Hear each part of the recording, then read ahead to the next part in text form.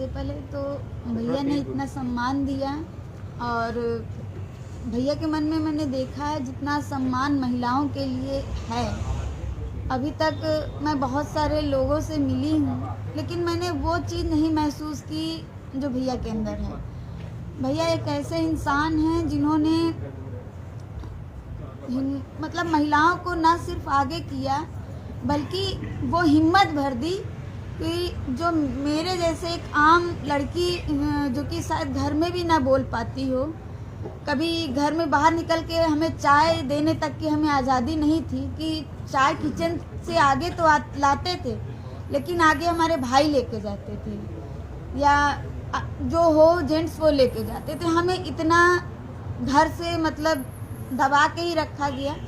लेकिन जिस दिन से हम यहाँ आए हैं और भाई से मिले हैं, और भाई ने जिस तरह से हमको इनकरेज किया है, हम लोगों ने के अंदर एक क्रांति आ गई है कि हम लोगों में लड़ने की क्षमता आ गई है। आज हम पुलिस से नहीं डरते, प्रशासन से नहीं डरते। ऐसा नहीं है कि हम लोगों के अंदर पावर बूस्टर आ गया, लेकिन हाँ, जो एक साहस होता है, हिम्मत होती है, जो भैया ने दी है, वो हम लोगों के मन में इतनी आ गई कि आज पुलिस प्रशासन ये हो गया है कि अगर हम लोगों को देखती है तो रास्ता छोड़ देती है।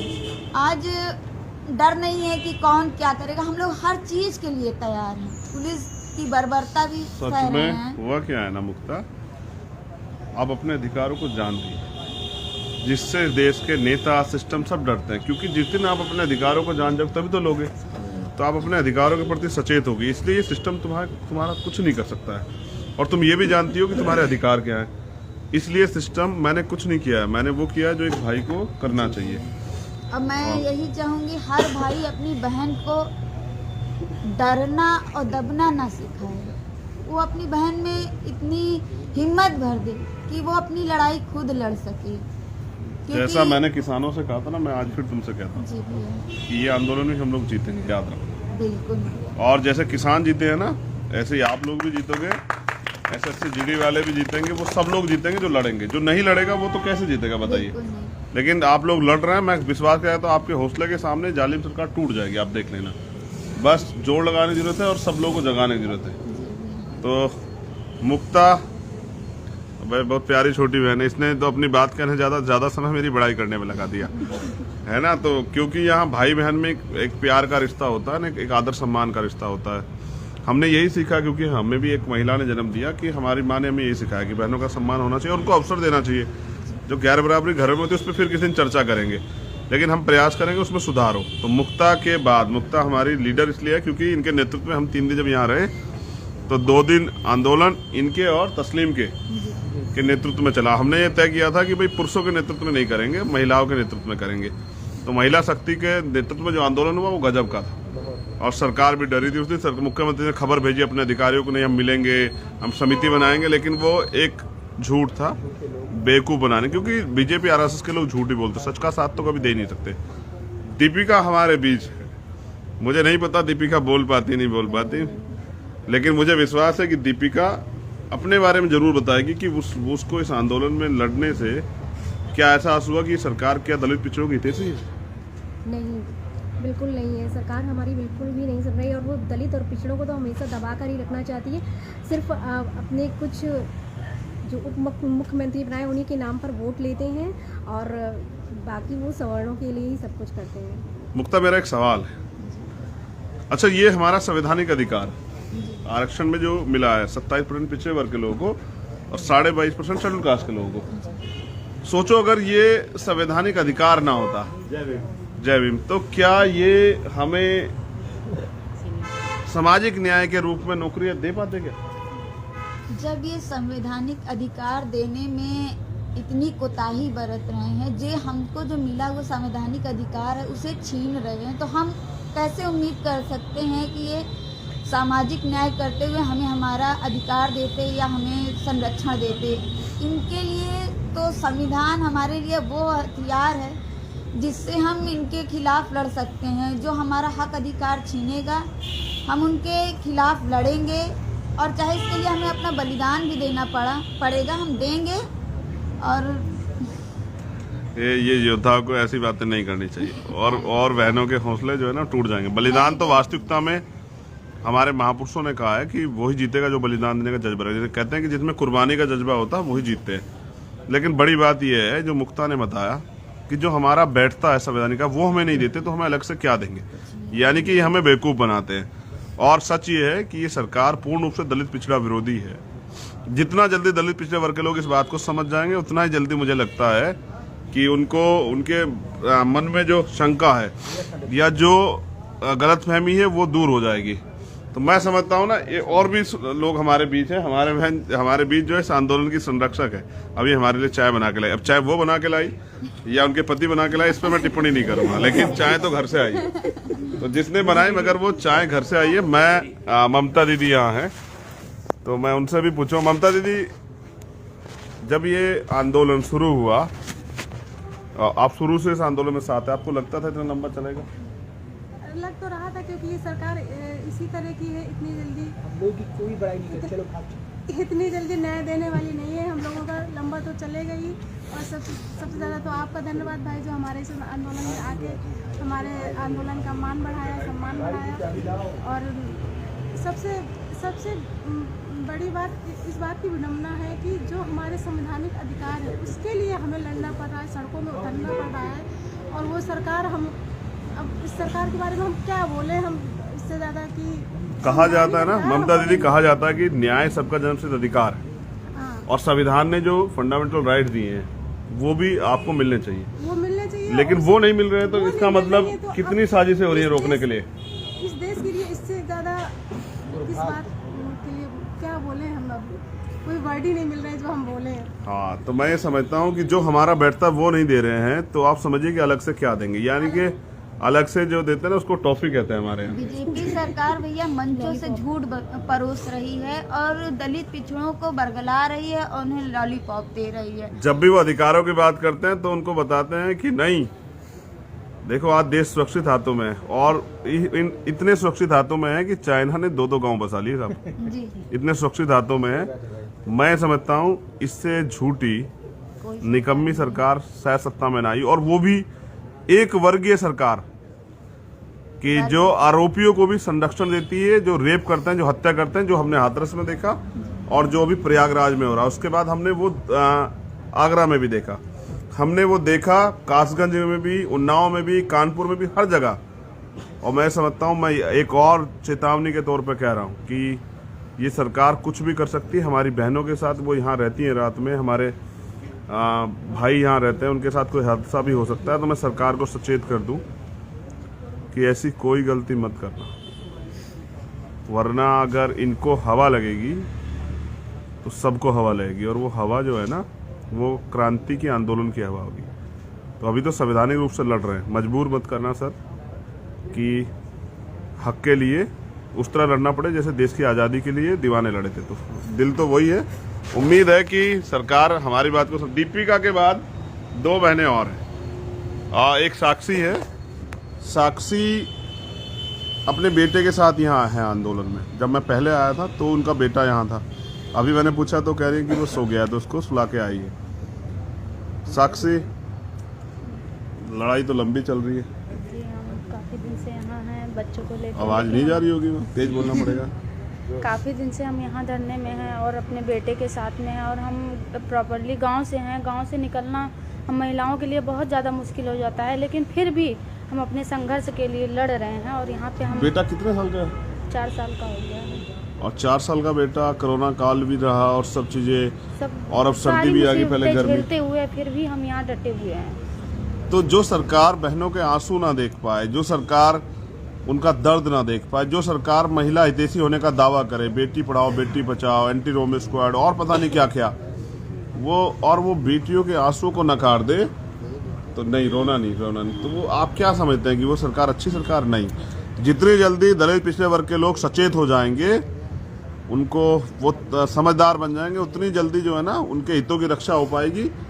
और मैं साक्षी से कहूँगा कि वीरांगनाएं रोती नहीं है।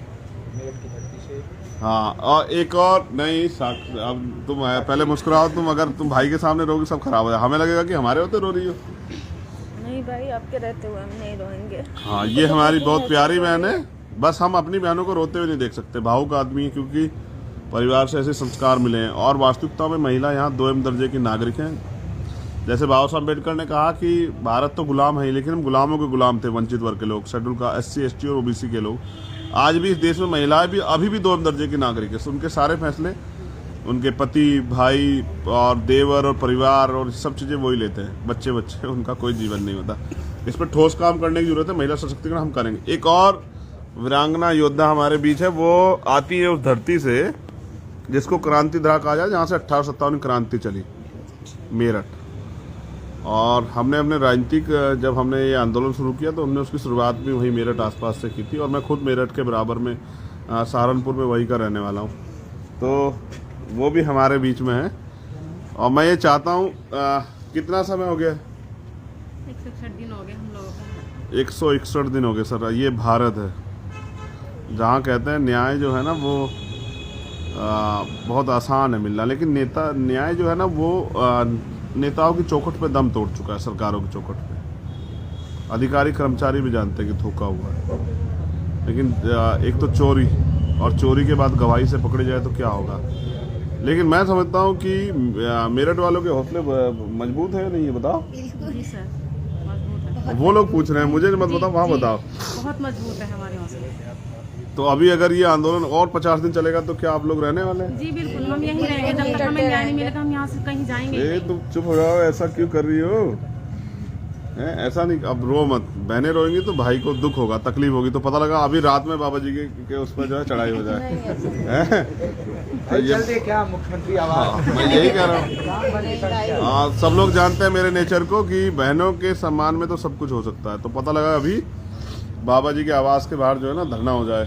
बाकी जेल वेल से कौन डरता है साहब? जेल में भी तो इंसान ही रहते। ये भी जेल ही हुआ करती इको गार्डन पहले। जेल ही में 5 महीने से। हाँ, फिर इसको गार्डन बना दिया गया। तो जेल से नहीं डरते हम। तो जेल से ही हमें तो पहचान जेल से मिली है।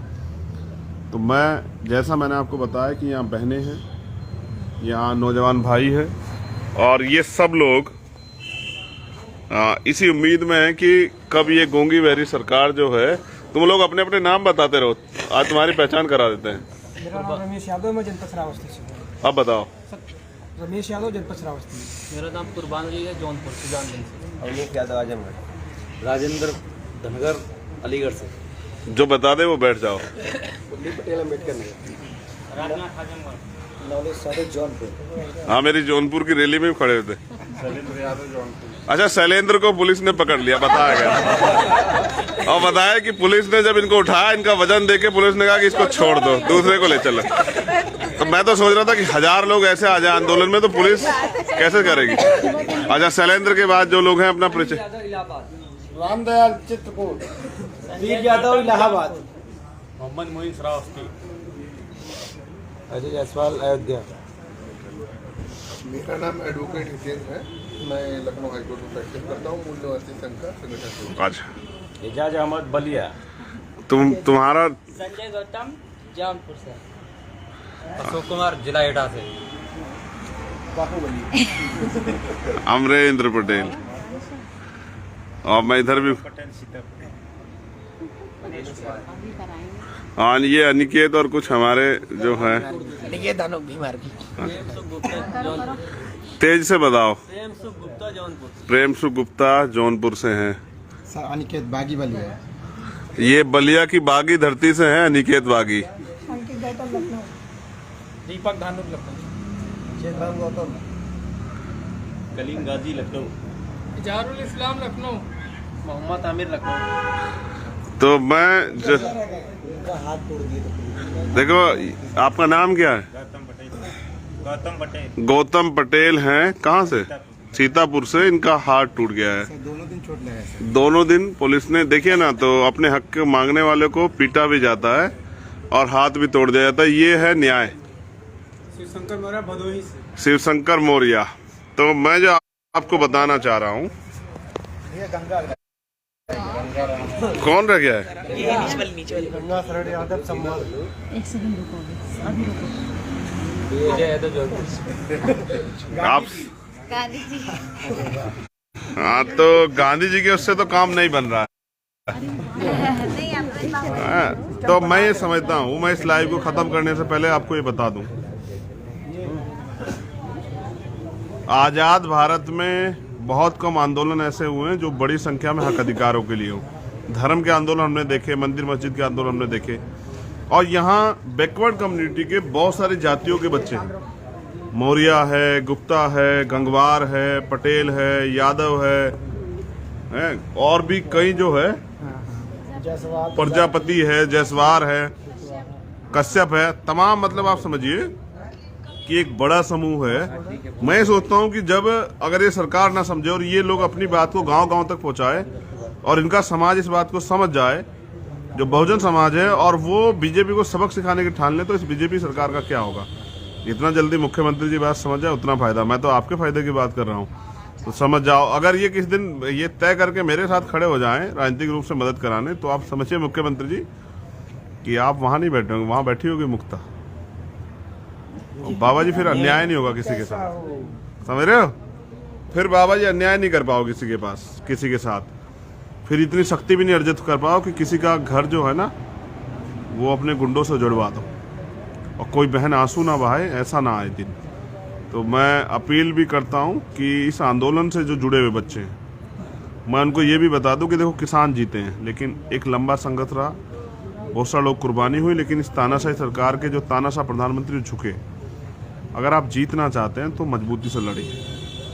और जो पीड़ित बच्चे हैं, अगर वो, मैं ऑन रिकॉर्ड इस बात कह रहा हूँ, अगर वो 5 दिन जो इस भर्ती के पीड़ित बच्चे 5 दिन अगर वो पूरे सभी लोग एक मेरे साथ खड़े हो जाएंगे, तो मैं बाबा जी से जो है ना घुटने टिकवा दूंगा उस दिन।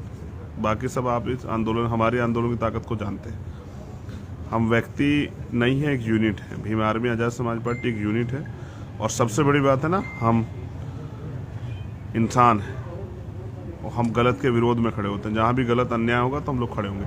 तो ये लोग यार रात में सोते हैं और किस तरह खाते हैं, क्या क्या खा के अपना जीवन काट रहे हैं, ये बड़ा संघर्ष का समय है। लेकिन जब जीवन के एक पड़ाव पे इनको ये दिन याद आया करेंगे, तो ये लोग एक अजीब सा उत्साह होगा। और आने वाली पीढ़ियों के लिए एक सीख है, जब इनके बच्चे बड़े बड़े हो जाएंगे और वो पूछा करेंगे, और वो इस समय की तस्वीर है, इस समय के आंदोलन की। और अगर ये जो मुझे विश्वास है ये जीतेंगे, जब ये जीतेंगे तो मुझे लगता है नहीं ये गौरव का पल होगा, तो ये संजो के रखेंगे। तो आप सब लोग जुड़े और आपने जाना कि उत्तर प्रदेश में क्या चल रहा है और उत्तर प्रदेश सरकार दलित पिछड़ों के बारे में क्या सोचती है। ये सुनने के लिए आप सबका धन्यवाद। जय भीम, जय भारत, जय संविधान। ये संविधान ही है जो हमें ताकत देता है। बस जिस दिन वो लागू होगा, आप देखना भारत सोने की चिड़िया बनेगा। और वो जो इलाहाबाद में हुआ, फापा में, वो बहुत कष्टदायक है। मन तो करता है कि अपराधियों को सबक सिखाया जाए, लेकिन क्या करें, बाबा साहब अम्बेडकर ने सिखाया कि संविधान के रूप से चलना है। इस दर्द के साथ आपसे अलविदा लेता हूँ। धर्मरात्रि आप सभी के लिए भी मंगल कामनाएं। जय भीम, नमो बुद्धाय। मुझे विश्वास है कि 69,000 शिक्षक भर्ती के अभ्यर्थी जीतेंगे। जीतेंगे, जीतेंगे, लड़ेंगे, जीतेंगे, लड़ेंगे, लड़ेंगे, लड़ेंगे, जीतेंगे। विजय, वीरगति, विजय, वीरगति, विजय, वीरगति। जय भीम, जय भीम, जय भीम, जय भीम, जय बाबा, जय बाबा। जय संविधान, जय संविधान, जय विज्ञान, जय विज्ञान। समझिए, जय विज्ञान, जय लोकतंत्र। ऐसे ही आजादी की लड़ाई लड़ी गई। चंद्रशेखर आजाद भैया, चंद्रशेखर आजाद भैया। मैं ये भी बता दूं लाइव के माध्यम से, हमारे लोग अभी इतने तैयार नहीं हुए हैं। वो कभी कभी चंद्रशेखर आजाद अमर रहे के नारे भी लगा देते हैं जिंदाबाद के चक्कर में। खैर कोई बात नहीं, हमारा काम है तैयार करना, क्योंकि अकेले चंद्रशेखर कुछ नहीं कर सकते। ऐसे हजारों लाखों लोग तैयार करने पड़ेंगे, तब इस देश में परिवर्तन का आंदोलन आगे बढ़ेगा और कुछ अच्छा बुनियादी रूप से हो पाएगा। जय भीम, जय भारत, धन्यवाद।